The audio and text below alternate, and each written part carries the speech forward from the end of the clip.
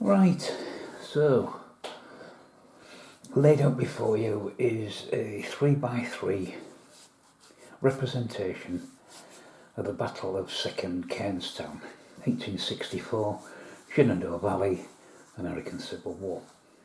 Now, the reason this is set up, it's a practice game for me. I didn't really have any intentions of filming it turn by turn, because it won't be worth watching because it's just me learning the rules. The reason I'm doing it is because I'm playing the game is because beginning next month, hopefully November time, we're running a campaign game based on Ultra Freedom's Gettysburg Campaign, which is free to download from their website. It starts off with a map of the Gettysburg and the surrounding area, well, a large surrounding area, and you've got paper counters that you cut out, and you move around on this campaign map until eventually forces collide and you have a battle. Now, of course, I don't have to fight the battle using Ultra Freedom rules. You could use any rules you want. But we've got here a 3x3, as I said, and on the table we've got two full core. We've got a Union core. Well, let's zoom in a little bit. Try and do this. Got my crappy camera stand here, the best ones are the other place. So we've got a Union core. And if I go on point, it'll probably be easier. Over here, on this one, let's make sure you can see where I'm looking for. Yes, you can. Over here, coming down this road, it's the main pike through up the valley, because south in the valley is up. It sounds odd, but that's the way they call it. So we're moving up the valley. We've got a bridge here. This is the village. This is the town of Kernstown. And there's some Confederates there. You can't see that yet. So we've got a cavalry division made up of two brigades. We've also got an infantry division made up of two brigades with some attached artillery.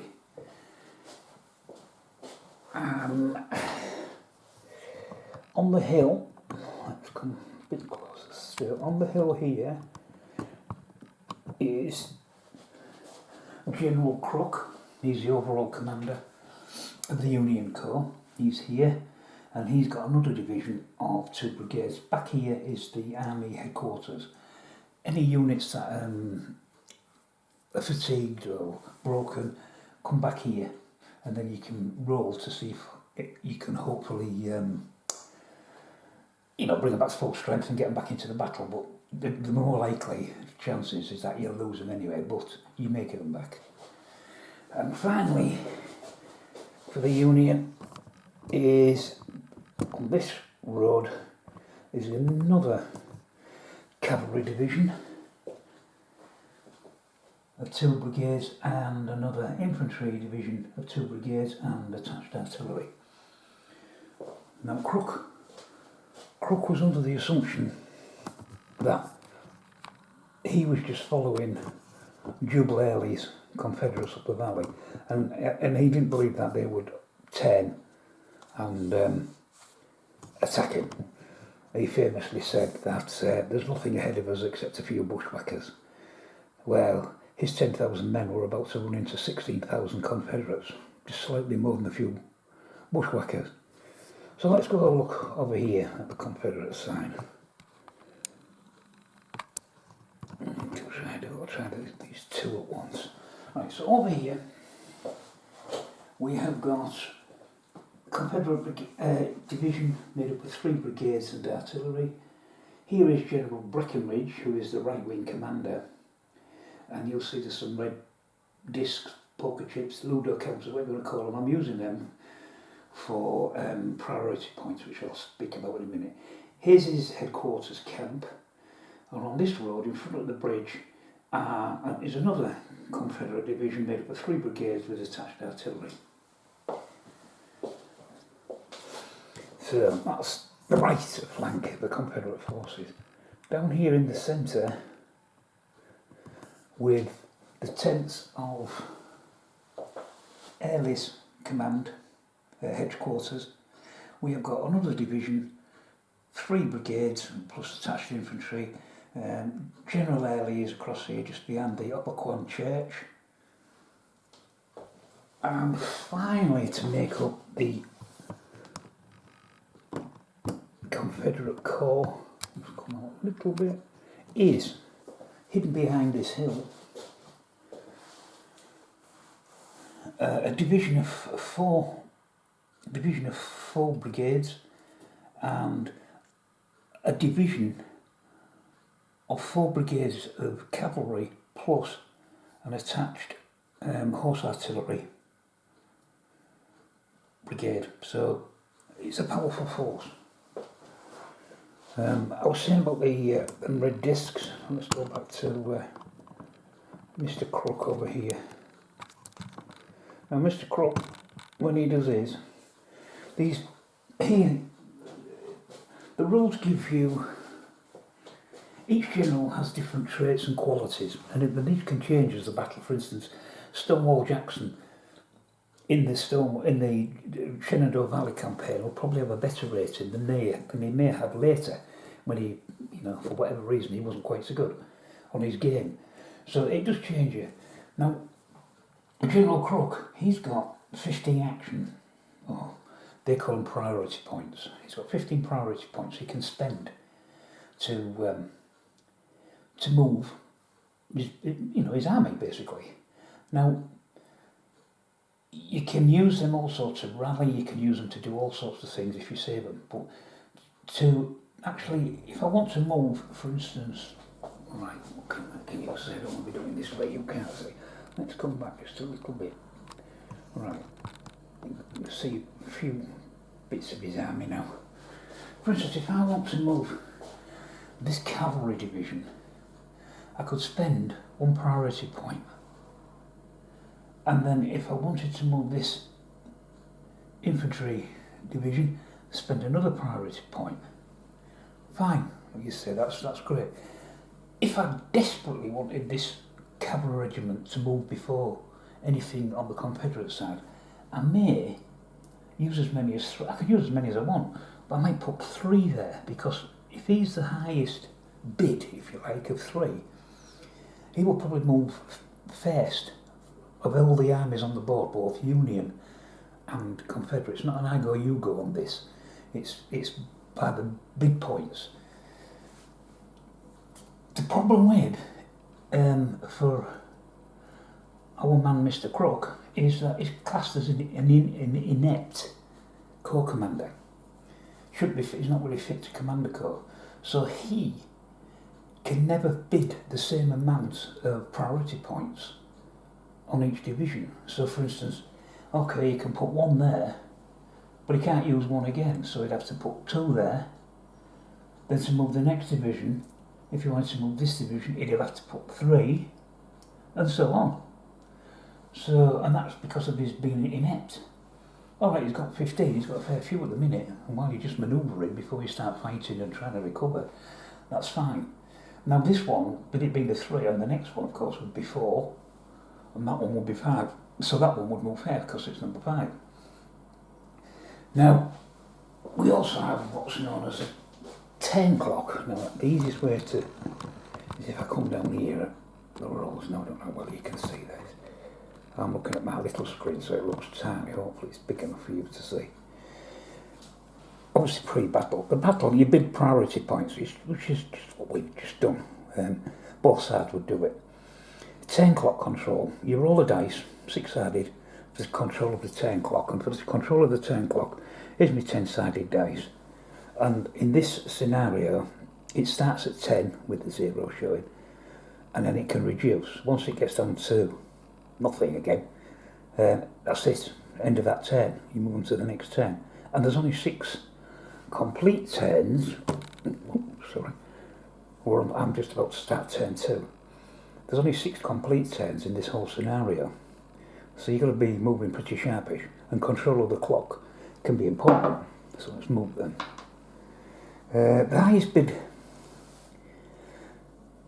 bid manoeuvres. So divisions moves, defending units fire first. Great stuff. and then the manoeuvring division, fire, second, resolve, cross, compass, blah, blah, blah. Then you continue next to the lower bid. So if you started with that 3 bid, that unit with 3 bid, and it's done its stuff, it's attacked or whatever, then you go to the next bid. But before you do that, you have to roll again to subtract from the turn clock, this one. So maybe we might throw, I don't know, a 4 and a 2. Now if you want this turn to pass quickly, you're going to select the 4, and it's going to drop from 10 to 6. If you want the turn to last longer, then you might just select the 2, and so it would be 8. And every time we drop down a bid, so when we drop down from 2, then again to 1, not from 1 to 1 or 2 to 2, because it's the same bid, so it wouldn't move then. But every time there's a change in bid number, you would alter this clock. So you can see a turn could end pretty damn quick. Because, you can choose the lowest or the highest number, but, if you both roll a 6, well, that's 6 off the clock straight away, so that 8 would straight away go down to a 2. So you can see the turn would end pretty damn quick. End of turn. When the turn ends, you can move generals, free facing adjustment, spend safe priority points, rally broken units and brigades, recover fatigue, because the obviously units get fatigue, you can remove fatigue, complete field works, replace fallen generals, and then you go back to the beginning for the next turn. And that's great. And there's a few tables, nothing too much, this is just a quick reference sheet. There's the rage firing table, and bring it this way. I don't want to move that, so I don't want to knock my battlefield. You can see there's a few tables there which you can consult. Nothing major. A few things to modify rolls, etc. Nice and simple and quick to do. So let's go back to our table. So I'm quite impressed with the rolls. We're talking 2 core on a 3x3 table here. That's pretty damn impressive. Cons. There's got to be some cons, aren't there? I don't like these bits of paper that you have to stick on the back of me. Let's pick up this Confederate brigade, this cavalry brigade. You've got to have these on. So this tells us it's Imberden's brigade is a +1. That +1 means that this unit is just a little bit stronger or larger. There's more men in it than the average at this battle. And then these figures can change again for each individual battle. Imberden might be a 0 in the next one. He might be a -1. He could be a +2. Depends on the size of what the brigade was at that point in time. And it also tells us this is part of Vaughan's division. All good information, but I don't like them bits of paper stuck on the back. I know you can print them off, and they're a bit smaller, and they look a lot neater, but I ain't got access to a printer at the moment, so I just had to handwrite them. That's a downer for me, because when I like to take the photographs, I like Sims, I don't like counters and things like that on the field. I don't like bits of paper. I like it just to see the battle and smoke and everything. I don't like all the markers. But yeah, I can live with it, just for this campaign. I can't say this is a con, because we're talking about large-scale battles here with Ultra Freedom. Those of you who watch my videos know I like to go right down to regimental level. I like to have the 112th New York, the 17th Alabama, and all that. I can't do that here. We've got a full cavalry. This is not so bad actually, because we've got a full cavalry division of 4 brigades, and in its artillery. But that would represent a full division. The Union tended to have smaller divisions. Let's focus over there. A full division is just these 2 brigades. For this size table, that's perfect, but I don't know. I don't like it. Again, I'm trying to squeeze a pint into a half-point pot, and it's not going to work. It's not designed for what I'm looking at. So I've got to live with the fact that them two stands is a whole division. It takes a bit of getting used to after games I've played before. But for the sake of a campaign, I'm going to try and do this. Although, as I say, I'm not impressed with these bits of paper. For the Gettysburg Campaign, I did print them out prior, so I've got them already. But that's a hell of a lot of cutting and folding and pasting underneath, because for the Gettysburg Campaign, as you can imagine, I think it's 50 odd Union infantry and close to 40 Confederate infantry brigades. That's all cavalry and artillery. And then there's the generals and the headquarters and all that. All right, they're not all going to be on the table at once, but they've all still got to be cut out and prepared, ready for if they are needed, depending on what corps happens to clash with the enemy corps, where they meet up on the battlefield. So that's a bit of a bummer.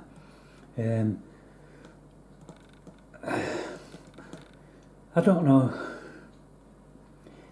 It's fine. I'm not criticising the rule set. How can you criticise something that can get 2 corps on a 3 foot by 3 foot table?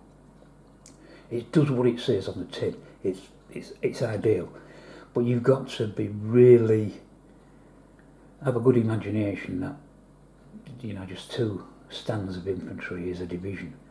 I find that difficult to not understand. I can understand it. I just find it aesthetically it doesn't look right. But it can't, of course, on this small table.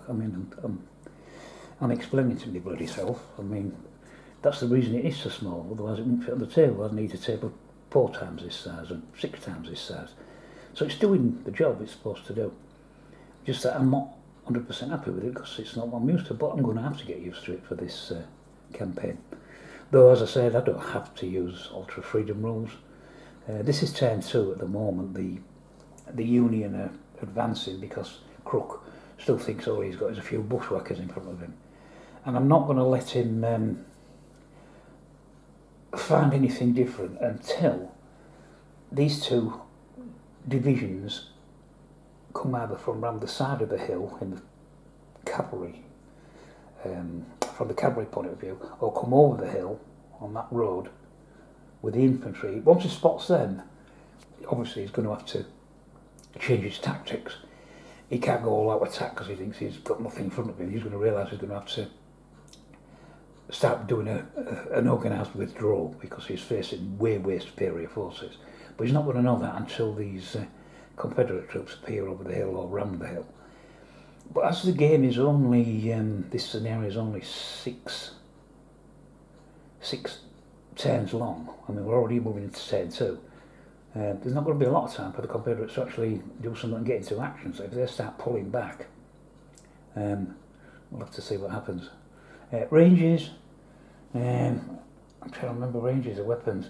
I think muskets is just 2 inches, so it's not much, but it won't be at this scale. So it's 2 inches for the range of muskets. Cannon up to 10 maximum, 10-inch range maximum. But again, they're more effective close range. When you get down to 2 inches, of course, it would be canister. If it's the same range as musket fire, then it would be canister at that range. And then we check combat tables, etc. For all that, the rally system, I like all that. I think the way you've got different traits for the different commanders, whether they be good or bad, which can give you advantages or disadvantages on the field. For instance, poor old Mr. Crook there, being an inept commander, he's got to spend a bucket load of priority points just to get anything done because he can't give anybody the same number. So he's going to rapidly go through his stack. Good job he's got 15 and not too big a force. But the Confederates, they've got 7 and 6, I think. I think Early's got 7 and Breckinridge has got 6. So they're only a couple behind the Union. But they've got, of course, bigger force, so they've got a lot more to move. They're not always, and of course, remember this turn clock. Where is it? This turn clock if that starts whizzing down, a train's going to pass so damn quick. You might not have a chance to do anything what you wanted to do. But we shall see. As I say, I'm quite impressed with it so far. For what it's supposed to do, it does do what it's supposed to do. I'm just nitpicking because I'm just finding it difficult to accept 2 stands as a full division, but that's just me. I'm still thinking big scale, and I can't. Not for this set of rules. It does exactly what it says it's supposed to do, which is excellent. Anyway, I'm rabbiting now, but I just thought I'd give you my thoughts. I'm not going to do blow by blow of this battle because I say I'm just practicing and learning, so I'll probably make mistakes and I'll move things back. I might try different things while the table's set up. So I just thought I'd let you know what's going on and that I'm still doing things. And the Battle of First Bull Run, First Manassas, I'm working on that. I'm still waiting for some narration coming back from various friends from across the pond, but no rush for that. As and when they're ready, they'll send me them. And once I get all the narration in, we'll have the Battle of First Bull Run up on the site. And after that, once we've got Bull Run done and dusted, it'll be the Gettysburg Campaign. And there's the map. Well, they'll move the counters along, and of course, then when we get an engagement may well not happen at Gettysburg. It could happen in other places. We shall have to see. But that'll come after that. That'll probably be in November, December time. So anyway, thanks for watching and listening to me witter on, and I'll speak to you on the next one. Bye for now.